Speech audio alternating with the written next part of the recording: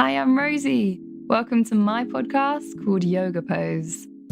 I'm Yoga Pose. My family used to call me Rosie Pose. And I feel like their nickname made me destined to become a yoga teacher.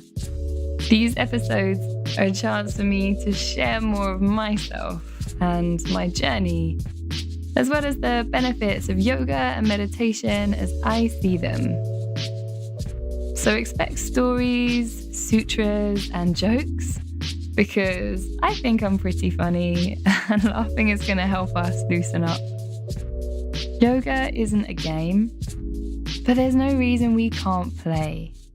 So being playful stops us striving, and we become explorers simply for the pleasure of it.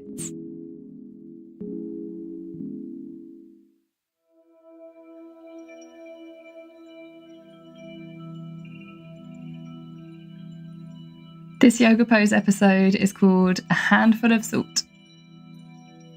So welcome. How are you? I know you can't answer me. I do get how podcasts work. But if I was there and you weren't just kind of brushing the question aside with, yeah, I'm good, thanks, what would your response be to my question? Take a moment and just in your mind answer the question, how are you? It's a bit weird, isn't it? You know, it's weird. I talk to you each week. I tell you about myself, what's been going on, and I feel bad because I don't get to hear from you. And now I'm also feeling a bit annoyed because you're not going to ask me how I am. Well, I'm on a real mission to avoid the stock response of, yeah, good, thanks, you, because it doesn't actually reveal anything about myself. It's an annoying thing. We've replaced hello with how are you, and it doesn't mean anything when we give that standard answer. And I want to assume that the person asking, you know, really does want to know. They really care. They're interested to hear how I am. And if they weren't, then they will next time just say, hello, Rosie, I hope you're well. So if you were to ask me, how am I would say that I haven't been feeling that resilient recently. That there's been a combination of big rubbish things happening, and then lots of little things as well. The little things is, you know, there's stuff that I would normally brush off and wouldn't have even bothered me. So it surprised me. It's not like me at all to be so upset about little things. But it's in these moments where I really have to dig deep and use the stuff that I teach. And I found the following story quite comforting recently. Once an unhappy young person came to an old master and talked of living a very sad life and asked for a solution.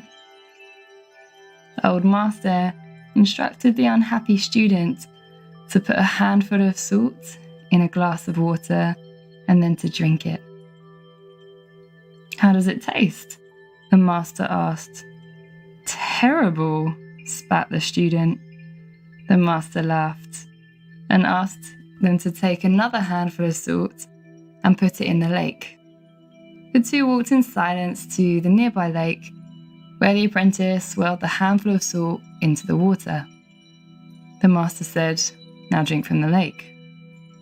As the water dripped down from the student's chin, the master asked, how does it taste? The student replied, good. Do you taste the salt? Asked the master. No, not at all, replied the student. The master sat beside this troubled student and said, the pain of life is pure salt, no more, no less. The amount of pain in life remains exactly the same. But the amount we taste, you know, the pain, depends on the container that we put it in. So when you're in pain, the only thing you can do is enlarge your sense of things. to stop being a glass and become a lake.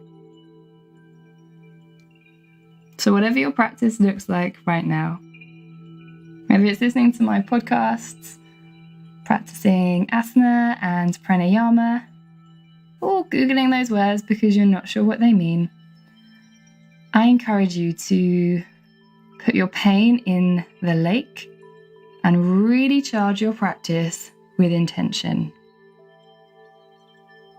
Really charge your practice, whatever that may be. Self-care, going to the movies, taking a bath. Charge it with intention.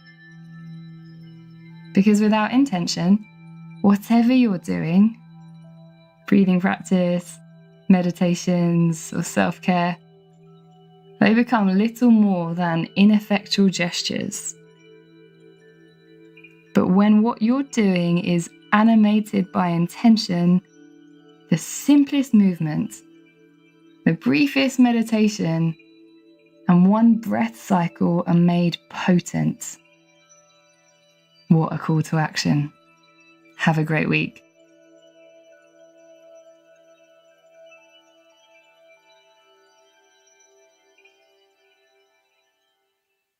Thank you so much for listening, if indeed you still are. You can visit doyouromthing.co.uk to see my teaching timetable, workshops, and retreats. I would love to connect with you in person. This podcast is about building a community, so keep reaching out to me. Do Your Om Thing is my Instagram handle and Facebook page. Before you go, think about your karma, okay? You've enjoyed this episode, hopefully as much as I've enjoyed making it for you. So help a yogini out by sharing and leaving a review. I read every single comment and they inspire me so much.